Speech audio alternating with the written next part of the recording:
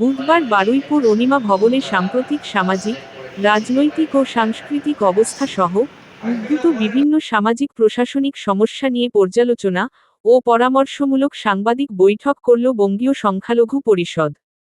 সামাজিকভাবে এবং বৌদ্ধিকভাবে আমরা তাকে সমালোচনা করছি এবং আমরা দাবি জানাচ্ছি যে ইলেকশন কমিশন এই পদ্ধতিটিকে অবশ্যই সরলীকরণ করে সাধারণ মানুষের স্বার্থে কাজ করুক। দেখুন, ডিলিট ভোটার ডিলিট কিভাবে হলো বা সেই ডিলিট হওয়াটা কতটা বৈধ আমরা বিভিন্ন সংবাদ মাধ্যমে আমরা দেখতে পেয়েছি। যিনি আর্মির চিফ ছিলেন, যিনি আর্মিতে দায়িত্ব পালন করেছেন, যিনি জুডিশিয়ারিতে বিচারকের দায়িত্ব পালন করেছেন, যিনি স্বাধীনতা সংগ্রামী পরিবারের ছেলে, আবার দেখা যাচ্ছে একই পরিবারে দুজন অবৈধ হলো আর তিনজন বৈধ হলো। এটা কিভাবে?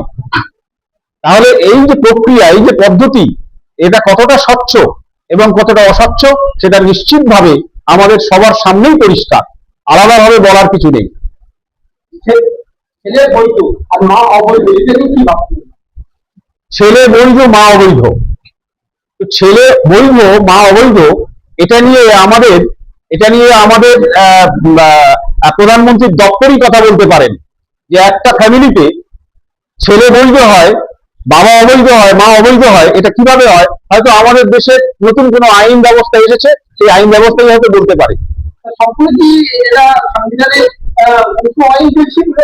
অসাংবিধানিক। ইলেকশন কমিশন সংবিধানের অধীন একটা সংস্থা হয়ে তিনি সংবিধানকে না মেনে অমান্য করে তিনি নিজের কাজ করছেন।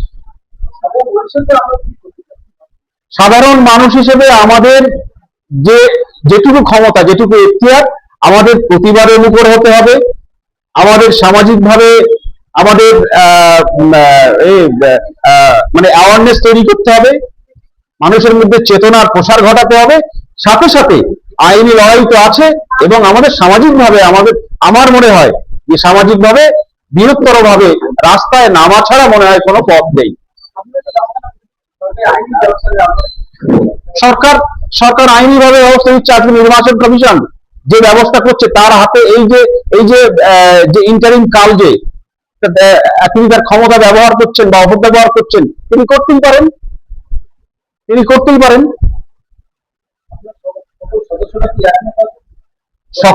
সকল সদস্যের মতের সঙ্গে বা সব সদস্যের একমত নাও হতে পারে।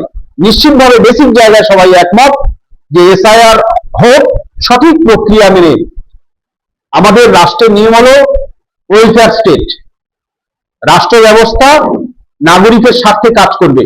রাষ্ট্র ব্যবস্থা নাগরিককে হত্যা করে, নাগরিকের নাগরিকত্ব হত্যা করে, আমরা জানি যে হিউম্যান রিসোর্স বলে একটা কথা আছে।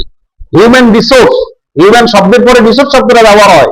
এখন যদি স্টেট বলে যে হিউম্যান রিসোর্স নয়, হিউম্যান মানে ইভিল, তাহলে মানে এই তত্ত্ব আমরা এখনো শুনিনি।